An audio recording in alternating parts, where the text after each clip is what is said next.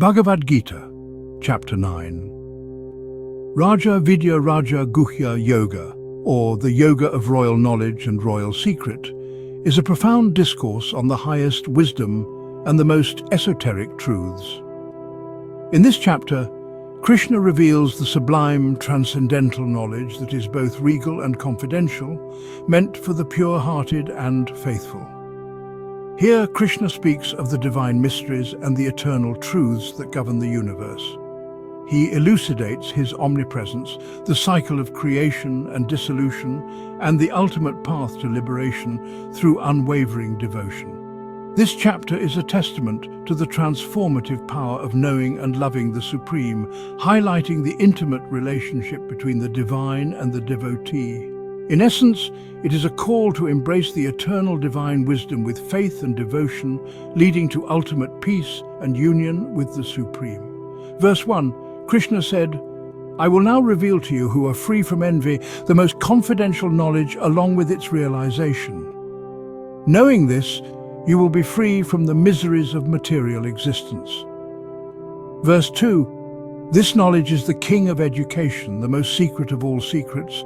It is the purest knowledge and the highest of all knowledge.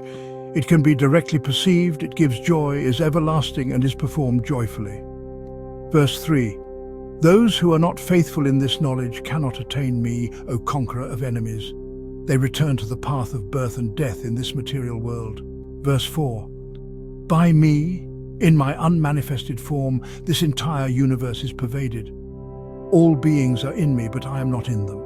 Verse 5, and yet everything that is created does not rest in me. Behold my mystic opulence.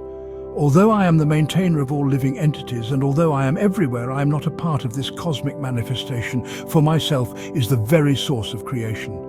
Verse 6, understand that as the mighty wind blowing everywhere rests always in the sky, all created beings rest in me.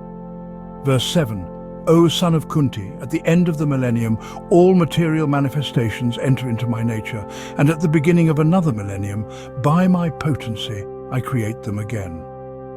Verse 8, the whole cosmic order is under me. By my will it is manifested again and again, and by my will it is annihilated at the end. Verse 9, O Dhananjaya, all this work cannot bind me. I am ever detached, seated as though neutral. Verse 10, this material nature, which is one of my energies, is working under my direction, O son of Kunti, producing all moving and non-moving beings.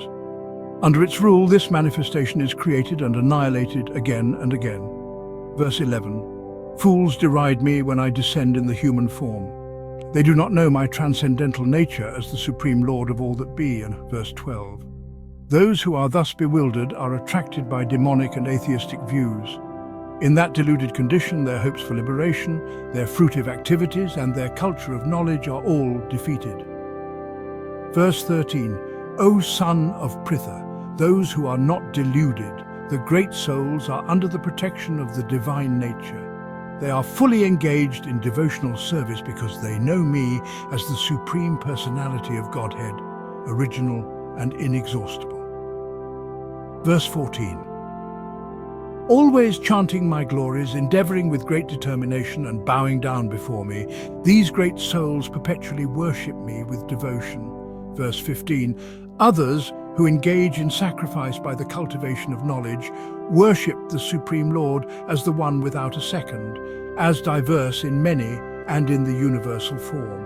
Verse 16, but it is I who am the ritual, I the sacrifice, the offering to the ancestors, the healing herb and the transcendental chant. I am the butter and the fire and the offering. Verse 17, I am the father of this universe, the mother, the support and the grandsire. I am the object of knowledge, the purifier and the syllable I am also the rig, the sama and the Yajurvedas. Verse 18, I am the goal, the sustainer, the master, the witness, the abode, the refuge and the most dear friend. I am the creation and the annihilation, the basis of everything, the resting place and the eternal seed. Verse 19, O Arjuna, I give heat and I withhold and send forth the rain. I am immortality and I am also death personified. Both spirit and matter are in me. Verse 20, those who study the Vedas and drink the soma juice, seeking the heavenly planets, worship me indirectly. They take birth on the Indraloka, where they enjoy godly delights. Verse 21. When they have thus enjoyed heavenly sense pleasure, they return to this mortal planet again. Thus, through the Vedic principles, they achieve only flickering happiness. Verse 22. But those who always worship me with exclusive devotion, meditating on my transcendental form, to them I carry what they lack and preserve what they have. Verse 23. Whatever a man may sacrifice to other gods, O son of Kunti, is really meant for me alone, but it is offered without true understanding. Verse 24. I am the only enjoyer and master of all sacrifices.